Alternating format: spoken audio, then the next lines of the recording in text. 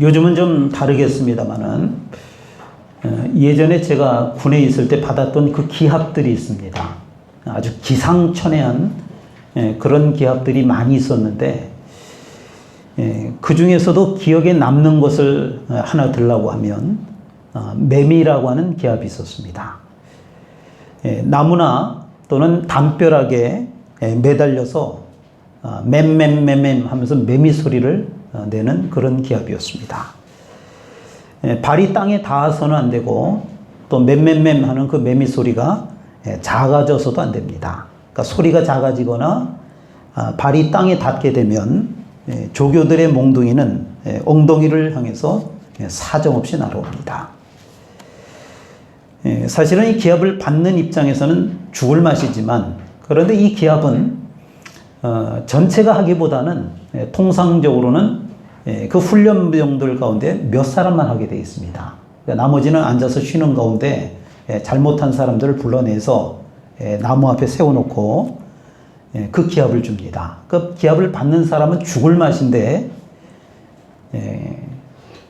앉아서 구경하는 사람 입장에서 볼만합니다. 굉장히 재밌습니다. 큰 나무 하나에 3명 또는 4명을 한꺼번에 매미를 시킵니다. 매미! 그러면은 그 나무 앞뒤로, 그러니까 하나씩은, 그래서 2명 정도는 매달릴 수가 있는데 나머지 한두 명은 매달릴 공간이 없습니다. 나무 앞에 서가지고 이제 동작이 굼떠가지고 저 나무에 매미! 그러면은 2놈은 기어 올라가는데 한두 놈은 그냥 서성거리는 거야. 당황하면서. 그러면 조교의 몽둥이는 어김없이 쫓아와서 엉덩이를 때리기 시작합니다. 그러면 안 맞으려고, 맞으니까 아프니까 그 나무 둘레로 도망을 가는 거야. 뺑글뺑글 돌고 조교는 쫓아가면서 때리고 그러다 보면은 도저히 안 되겠다 싶으면은 그 나무를 향해서 점프를 해가지고 매달리는 거예요. 그럼 맨맨맨 먼저 하던 그 사람은 밀려가지고 이제 떨어지는 거죠. 그리고 자신이 나무에 올라타서 얼른 맨맨맨 합니다. 매를 안 맞으려고. 맨맨맨 하다가 얼떨결에 땅에 떨어진 사람은 이제 그때로부터 그 사람이 조교한테 몽둥이로 엉덩이를 맞습니다. 이 사람도 또 뺑뺑뺑 돌다가 몇 대 맞다가 아파서 안 되겠다 싶으면 또 한 놈을 끌어내리고 본인이 또 올라탑니다. 계속 반복이 되는 거예요. 앉아있는 사람들은 폭소가 터집니다. 얼마나 재밌는지 모릅니다. 그래서 이 기합은 그 훈련하는 조교들이 이제 한 번씩 힘들 때 또는 지루할 때 재미를 위해서 한번 분위기를 전환하기 위해서 하기도 했던 기억이 있습니다. 하루는 같은 소대원, 그 훈련병 소대원이죠. 60명 전체가 매미 기합을 받은 적이 있습니다. 이런 경우는 굉장히 드문데, 왜냐면은 나무 한 그루에 한두 사람, 세너 사람 이렇게 하는 거지 60명 전체가 할 만한 데가 없었거든요. 그런데 장소가 변소였습니다. 당시는 수세식 변소가 아니고 포세식 변소였습니다. 더러운 곳으로는 천하무적이었습니다. 일부러 그랬을 리는 없겠지만 그 벽에도 그게 늘러붙어 있어가지고 말라비틀어진 그 벽에 이게 붙어, 누가 왜 여기다 이렇게 칠을 해놨는지 이게 붙어 있을 정도로 아주 지저분한 것이었습니다. 또 이 화장실 안에는 수많은 낙서들이 있습니다. 엄마 보고 싶어요. 그 낙서를 하는 거예요, 거기다가. 명자야, 조금만 기다려라. 이제 내가 제대하고 가면은 만나지 않겠냐, 뭐 이런 거겠죠. 다음 기수들도, 그러니까 그 다음, 우리 다음에 들어오는 그 훈련병 기수들도 들어오면은 그냥 좀 말을 순화해서 제가 고생 좀 해봐라. 뭐 이런 문장들이 써 있습니다. 그 화장실 한 칸에 3명씩 넣어놓고 문을 빼고 벽면이 3면이잖아요. 그곳에다가 매미를 한 겁니다. 매미. 화장실 안에 들어가서 이 브로커 위쪽에 잡는 부분들이 다 있어가지고 뭐 나무보다는 많이 쉽습니다. 거기에 매달려서 맴맴맴맴 하고 있었습니다. 제 앞에는 그것이 묻어 있어가지고 굉장히 더럽고 찜찜했습니다. 할 수 없이 그곳에 매달려서 맴맴맴맴 하는데, 그러다가 제가 처음 본 문장은 아니었는데 제가 평소 그 화장실을 오며 가며 봤던 한 문장이 제가 매달렸는데 제 바로 눈앞에 그 문장이 보인 거예요. 저는 지금까지도 성경 이외에 눈물 흘려가면서 은혜 받은 그 말씀은 그거 한 절입니다. 제가 거기에 뭐라고 써놓았느냐 하면은 누가 써놓았는지 그 낙서 문장을 보고 제가 펑펑 울었습니다. 젊다는 것이 가슴 아픈 일도 드물다. 어떤 놈이 그렇게 써놓은 거예요. 젊다는 것이 가슴 아픈 일도 드물다. 대한민국에 태어나서 젊은이로 살아가면서 특별히 건강했기 때문에 내가 군에 왔는데 그 군대라고 하는 문화 속에서 내가 왜 이런 어려움을 당해야 될까? 내가 왜 이런 고통을 받아야 되는 걸까? 내가 이 젊기 때문에, 건강하기 때문에 이게 참 좋은 건데 내가 왜 이렇게 가슴 아픈 일을, 힘든 일을 겪어야 할까? 이런 생각이 순간적으로 들었던 겁니다. 그러나 나중에 생각해 보니까 그 고난의 과정이, 그 훈련소라고 하는 그 힘들었던 그 과정이 아마도 강인한 군인, 군대를 만드는 것이었겠죠. 항상 좀 편안했으면 좋겠다.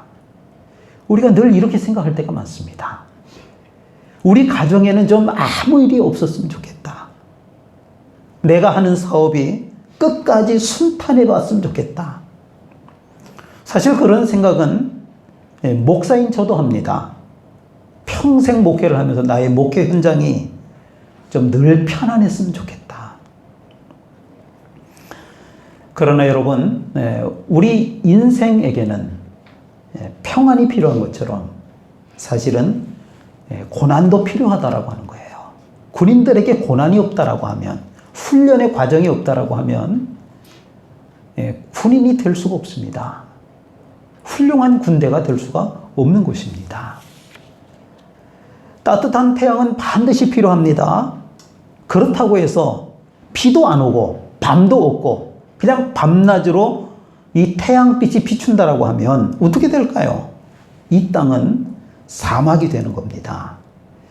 우리 몸에도 태양만 비추게 되면 많은 질병들이 생길 수밖에 없다라고 하는 것입니다.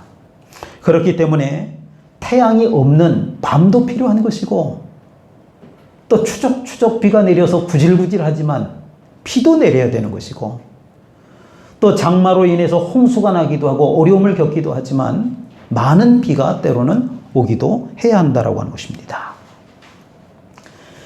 동남아시아의 말레이시아라고 하는 나라는 매년 12월부터 한 2월 정도까지를 몬순 기후라고 합니다. 몬순, 특별히 서해안 쪽이 아니고 동해안 쪽에, 말레이시아는 우리나라하고 똑같습니다. 이 반도 국가입니다. 제가 있던 쿠알라룸푸르는 서쪽이었지만 동해안, 우리가 속초를 가고 강릉을 가듯이 동쪽으로 가면은 우리와 똑같은 동해안입니다.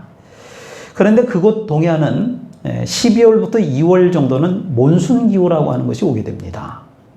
그래서 그 시기에는 사람들이 잘 가지 않습니다. 그런데 어느 해인가 선교사 수련회가 있어서 그 기간에 12월 말경에 그 동해안을 가게 되었습니다. 사람이 안 가니까 숙박시설이 굉장히 싸게 나오는 그런 시기입니다. 그런데 제가 처음에 그 12월 말에 몬순 기후 때 가서는 깜짝 놀랐습니다. 바다가 온통 잿빛 색깔, 그러니까 짙은 회색 색깔이었습니다. 회색으로 쫙 펼쳐져 있고, 그리고 산더미만한 파도가 하루 종일 파도가 칩니다. 우리랑 똑같은 동해안입니다. 파란 바다입니다. 우리는 1년 12달 파란 바다지만 거기는 몬순 기후가 되면은 그렇다라고 하는 거예요. 거친 파도가, 집채만한 파도가 올라오고 색깔 자체가 회색이에요. 그리고 밤에는 잠을 잘 수 없을 정도로 파도 소리가 얼마나 요란한지 모릅니다. 뭐 한 3m, 4m, 5m 이런 파도가 밤새 치는 거예요. 그러니까 바닷가에 있는 숙소라 3박 4일 동안 잠을 잘 수가 없습니다. 그런데요, 그래야만 합니다. 그래야만 합니다. 우리나라는 태풍이 있기 때문에 바다를 한번 뒤집습니다. 태풍이라고 하는 것이 오잖아요. 8, 9월에. 그것도 꼭 필요한 거예요. 바다를 한번 뒤집습니다.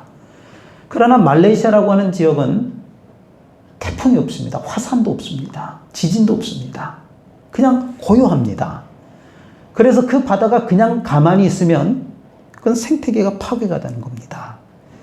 그래서 몬순이라고 하는 기후는 어떤 거냐? 그 바닷속을 한번 싹 뒤집는 거예요. 객토를 하는 거예요. 그 바다를 전체를. 그래서 새로운 환경을 만들어야만 플랭크톤이라고 그러죠. 물고기들이 먹는 세밀한 생물체가 있습니다. 그 플랭크톤을 새롭게 풍부하게 만들어내고 그래야 그 바다의 생물들이 살아갈 수가 있게 된다고 하는 것입니다. 그래서 1년에 한 번은 객토하는 시간, 몬순기후라고 하는 것을 통해서 싹 뒤집습니다. 이 지구의 신진대사가 잘 이루어지는 기간이 몬순이라고 하는 기후입니다. 고난도 그렇습니다. 인간에게 반드시 필요한 게 고난이라고 하는 것입니다. 젊어서 평안하다가 노년에 고생하는 것보다는 그래도 젊어서 고생을 하다가 노년에 평안한 것이 좋다라고 합니다. 고난이라고 하는 것도 만약에 고난으로 우리가 모든 삶이 끝이 난다라고 하면 또는 이 고난이 끝이 없이 계속된다라고 하면 그건 매우 고통스러운 일일 것입니다. 몬순이라고 하는 그 환경이 1년 12달 그 동해안에서 계속된다라고 하면 아마도 굉장히 고통스러울 겁니다.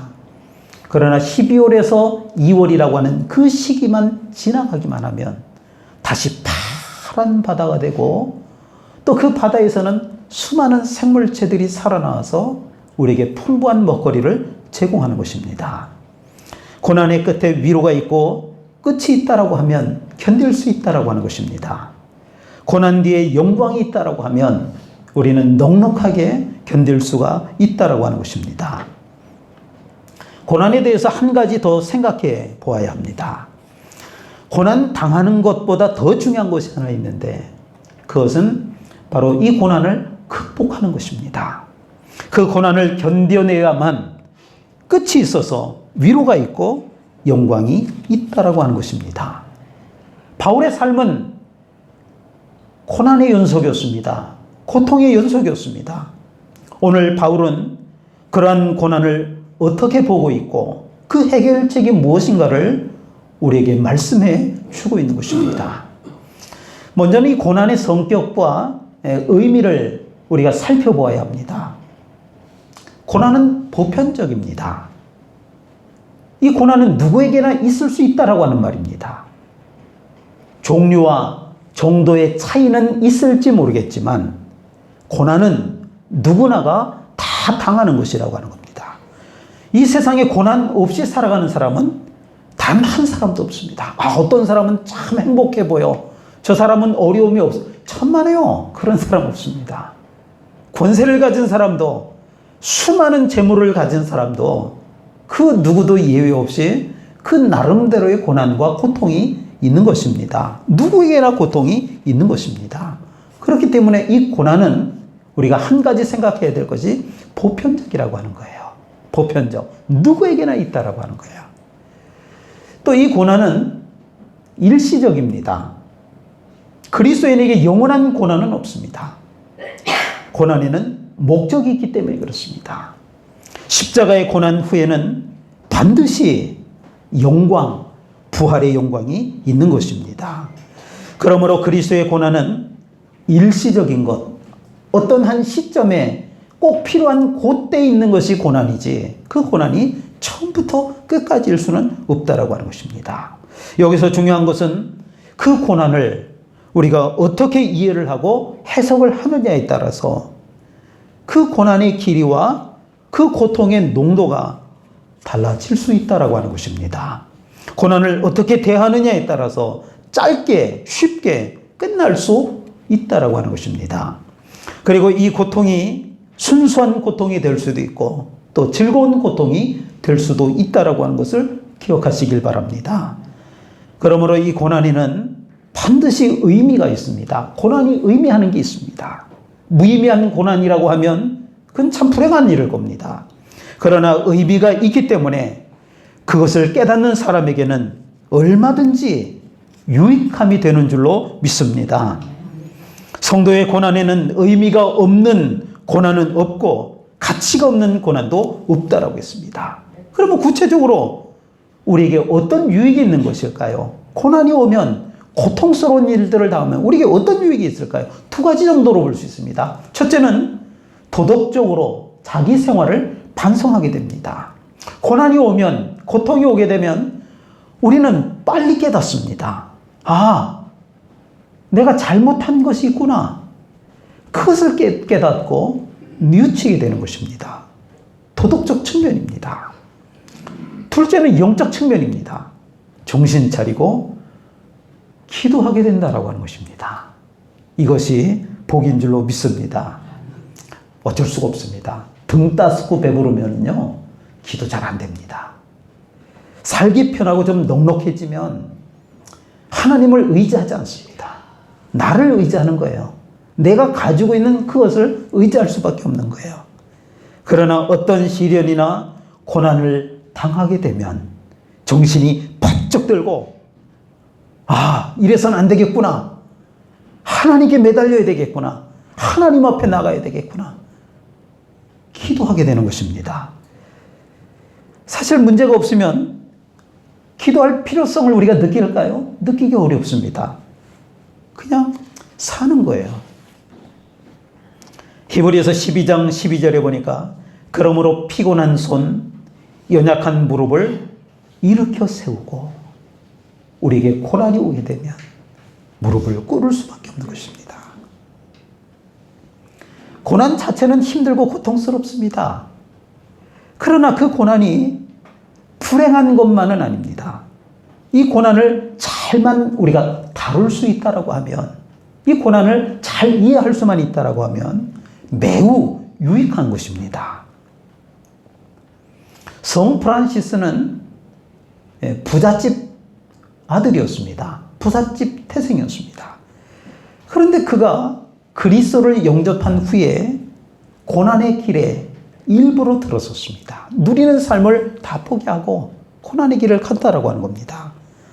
그리고 그는 한평생을 가난과 고독과 고통 속에 살았지만 이 모든 것을 유익으로 받아들였다라고 하는 것입니다. 성 프란시스의 유명한 식구가 있지 않습니까? 주여, 나를 평화의 도구로 써주소서. 성 프란시스는 평생을 나 자신을 하나님의 도구로 써주옵소서. 그렇게 기도했고, 또 이 사람은 기도한 대로 살았다는 겁니다.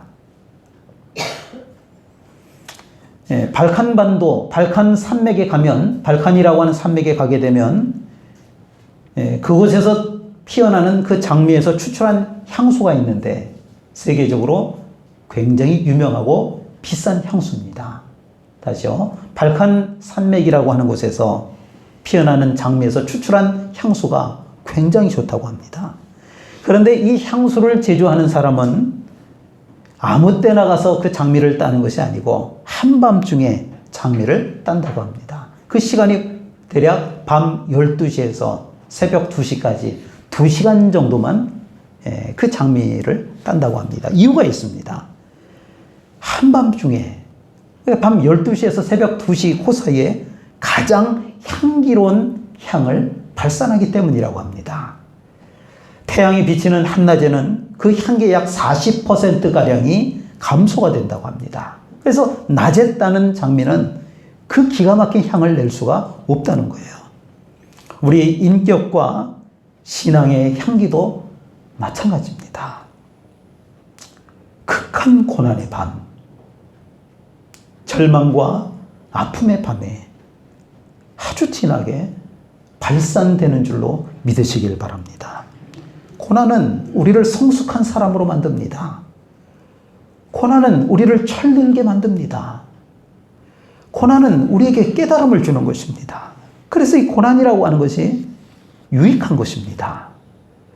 그러므로 이 고난은 위로의 통로가 된다라고 하는 것입니다. 어떤 사람이 위로를 받느냐? 고난이라고 하는 것을 통해서 그 통로로 연결되어서 하나님의 위로가 임하는 것입니다. 고난 없이 위로는 없습니다. 멀쩡한 사람에게 가서 그냥 쓰다듬어주고 그냥 아이고 위로 이게 되겠어요? 아무 일이 없는데 그 사람에게 무슨 위로가 필요하겠어요? 고난이 있기 때문에 위로가 필요한 겁니다. 큰 고난 가운데는 큰 위로가 있을 수밖에 없는 것이고 길고 긴 난관 가운데는 길고 더 긴 위로가 있다라고 하는 것입니다. 산이 높을수록 골짜기가 깊다라고 했습니다. 고난이 높을수록 그 위로의 골짜기는 더 깊을 수밖에 없는 것입니다. 오늘 본문 5절 말씀을 한 목소리로 읽어보겠습니다. 고린도 후서 1장 5절입니다. 시작. 그리스도의 고난이 우리에게 넘친 것 같이 우리가 받는 위로도 그리스도로 말미암아 넘치는도다. 아멘. 고난이 고난으로 끝나는 것이 아니라 하나님의 위로가 뒤따라온다라고 하는 것입니다. 고난과 함께 위로가 있다라고 하는 것입니다. 고난 없이는 위로는 있을 수 없습니다. 중요한 것은 이 위로라고 하는 말의 의미입니다. 성경에서 이 위로라고 하는 말이 헬라 말의 어원을 따라가 보면 무슨 뜻이냐면 가까이에서 부른다, 초청한다, 가까이에서 부른다라고 하는 게 위로라고 하는 말이라고 하는 거예요. 고난 때문에 시리에 빠져 있을 때, 고난 때문에 넘어져 있을 때 내 곁으로 가까이 오셔서 다정한 목소리로 우리를 불러주시는 겁니다. 제자들이 갈릴리 바다를 건너갈 때 풍랑을 만나서 파선지경에 이르렀습니다. 예상치 못한 고난이 그들을 덮친 것입니다. 죽을지도 모른다라고 하는 불안감이 엄습했습니다. 고난과 고통으로 인해서 몸부림치고 있었습니다. 그때 예수님께서 다가오셨습니다. 파도 위를 걸어오시면서 두려워 떠는 제자들에게 말씀하셨습니다. 내니 두려워 말라. 우리가 고난 당할 때 주님은 고난의 파도를 타고 우리 가까이로 찾아오시는 줄로 믿습니다. 고난을 감당하면 예수님을 가장 가까이에서 만날 수 있는 좋은 기회가 되는 줄로 깨달으시길 바랍니다. 송명희라고 하는 시인이 있습니다. 우리가 잘 아는 뇌성마비, 1급 뇌성마비 장애를 가진 분입니다. 저하고 동갑이더라고요.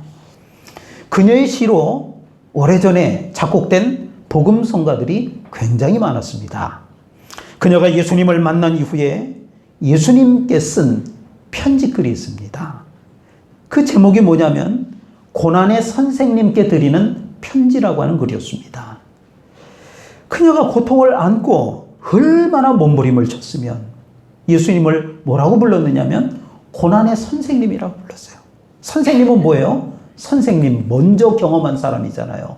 예수님께서 고난을 먼저 경험했다라고 하는 거예요. 그래서 예수님을 고난의 선생님이라고 불렀어요.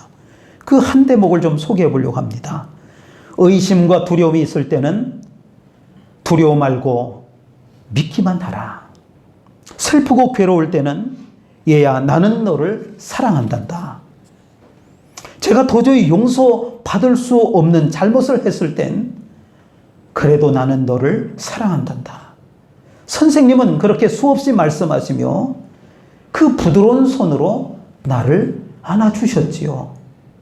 제가 선생님을 만난 후 건강이 없어도 지식이 없어도 많은 재물이 없어도 선생님이 계시기에 감사할 수 있었지요. 선생님, 감사의 성숙과 이해의 성숙은 고난이 아니면 얻어지는 것이 아닌가 봅니다. 우리가 고난당할 때 사람은 진정한 위로자가 될 수 없습니다. 진정한 위로자는 오직 예수 그리스도. 우리 주님은 고난당한 자를 위로하십니다.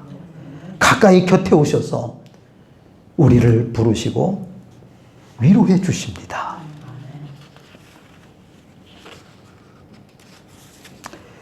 이사야 66장 13절 말씀에 어머니가 자식을 위로함같이 내가 너희를 위로할 것인즉 너희가 예루살렘에서 위로를 받으리니. 고난 곁에 위로가 있습니다. 고난 당하는 자 곁에는 우리 주님이 계십니다. 하나님은 우리가 고난 당할 때 그 고난의 한가운데 계셨습니다. 하나님은 질병과 비극과 기근으로 인해 고통받고 있을 때 함께 그 고통을 당하고 계셨습니다. 그분은 그들의 고통을 함께 극복하기 위해 한 사람 한 사람 이름을 불러가며 다가서고 계시는 것입니다. 시편 34편 18절과 19절의 말씀입니다. 여호와는 마음이 상한 자를 가까이 하시고 충심으로 통회하는 자를 구원하시는도다. 의인은 고난이 많으나 여호와께서 그의 모든 환난에서 건지시는도다. 2차 세계대전 유대인들은 이 독일의 나치들에 의해서, 히틀러에 의해서 600만 명이나 학살을 당합니다. 코리 텐붐 여사는 그 600만 명에 속하지 않고 구사일생으로 살아나게 되었습니다. 그 악몽이 있은 이후 33년 동안 마땅히 기거할 집을 갖지 못했습니다. 그녀가 85세의 고령이 되던 그 무렵에 몇몇 친구들이 그녀를 위해서 조그만 집을 마련해 주었습니다. 한 친구가 그녀에게 말했습니다. 코리, 너에게 이런 아름다운 처소를 주신 것을 보니 하나님은 선하신 분인가 봐. 그때 그 코리 여사는 단호하게 말합니다. 내가 포로 수용소에 있을 때에도 역시 하나님은 선한 분이셨어. 내가 죽을 고비를 넘기며 그 포로 수용소에서 고통을 당하고 있었지만 그러나 하나님은 여전히 내 곁에 계셨고 그때도 선한 분이셨어.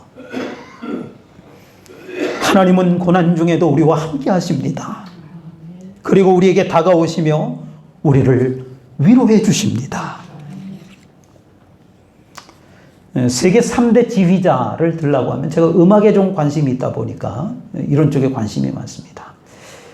프루트 뱅글러, 브루노 발터, 토스카니니, 이 세 사람을 세계 3대 지휘자라고 합니다. 그 중에 이 토스카니니라고 하는 사람의 한 일화를 좀 소개해 보겠습니다. 이 사람은 원래 첼로를 연주하는 사람이었습니다. 첼로 연주하는 사람이었습니다. 그런데 아주 심한 근시가 와서 악보를 제대로 풀 수가 없었습니다. 악보를 보질 못하는 거예요.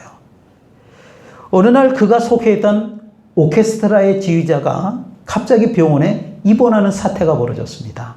공연을 해야 되는데 얼마 전에 그렇게 된 거예요. 단원 중에 그 누군가가 요즘은 세상이 좀 달라졌습니다만 이게 100여 년 전 얘기입니다. 그 시절에는 그 단원들 중에 누가 급히 지휘자를 해야 되는 그런 상황이었습니다. 근데 쉬운 문제가 아닙니다. 왜냐하면요, 전체 악보가 나온, 악기가 나온 그 악보를 우리가 총주 악보라고 그럽니다. 그러니까 오케스트라라고 하면은 바이올린, 1바이올린, 2바이올린, 비올라, 첼로, 뭐 더블 베이스, 관악기도 뭐 쫙 있고 해가지고 악기가 수십 개가 되거든요. 그게 악보에 책 한 권이 한 곡이 이 지휘자가 보는 악보는 여러 악기들의 얘기들이 있어서 계속 넘겨야 되는 거예요. 이게. 그런데 바이올린 연주자는 뭐만 보겠어요? 자기 바이올린 파트의 악보만 보는 거예요. 클라리넷 연주자는요, 그 클라리넷만 연주하는 그것만 보고 지금까지 연습을 한 거예요. 그런데 이 토스카니니는 제가 앞서 뭐라 그랬죠? 근시가 너무 심해가지고 첼로 악보를 다 외울 뿐만 아니라 다른 곡이 들어올 때 자기는 어떻게 해야 되는지를 알아야 되니까 악보를 그냥 통째로 외워버린 거예요. 그냥. 그러니까 오케스트라 지휘자가 하듯이 그냥 다 외운 거예요. 악보를 볼 수가 없으니까 이 연주할 때는. 그래서 그냥 통째로 외우는 게 습관이 되어버린 거예요. 그래서 졸지에 그 안에 지휘를 할 수 있는 사람은 다 알고 있는 사람이 여기밖에 없거든요. 하게 됐어요. 그게 계기가 돼서 이 사람은 아까 얘기한 대로 전 세계에서 3대 지휘자 역사상 그 중에 하나가 된 거예요. 만약 이 토스카니니라고 하는 사람이 시력이 나쁘지 않았더라면 아마 이 사람은 평범한 첼로 연주자로 인생을 마쳤을지도 모릅니다. 그러나 시력이 너무너무 나빴기 때문에 그래서 악보를 자기가 볼 수 없었기 때문에 그 악보들을 통째로 외울 수밖에 없었고, 그런데 그것이 계기가 되어서 세계적인 지휘자로 성장할 수 있었다라고 하는 거예요. 악조건이었어요. 고통 중에 있었어요. 고난 중에 있었어요. 다른 사람들보다 조건이 너무나 좋지 않았어요. 사람이 고통을 당한다라고 하는 것은 괴롭고 어려운 일입니다. 그러나 고통은 더 큰 능력을 담을 수 있다고 하는 것을 우리에게 보여주는 것입니다. 토스카니는 회고록에 이렇게 고백을 합니다. 어려울 때 나의 힘이 되어주신 하나님 앞에 감사를 드립니다. 성도 여러분, 지금 고난 중에 고통 당하는 분이 계십니까? 사랑의 주님을 가까이 모실 수 있는 좋은 기회인 줄로 깨달으시길 바랍니다. 고난 중에 몸부림치며 왜 나에게 이런 어려움이 있느냐고 하나님 앞에 불평하시는 분 계십니까? 그 주님이 내게 가까이 다가오셔서 위로의 말씀을 주고 계시는 줄로 믿습니다. 부드러운 주님의 음성을 듣고 세상이 알지 못하는 신령한 하늘의 위로로 새 힘을 얻고 더욱더 기뻐하며 감사하며 승리의 자리에 설 수 있기를 주님의 이름으로 축원을 드립니다.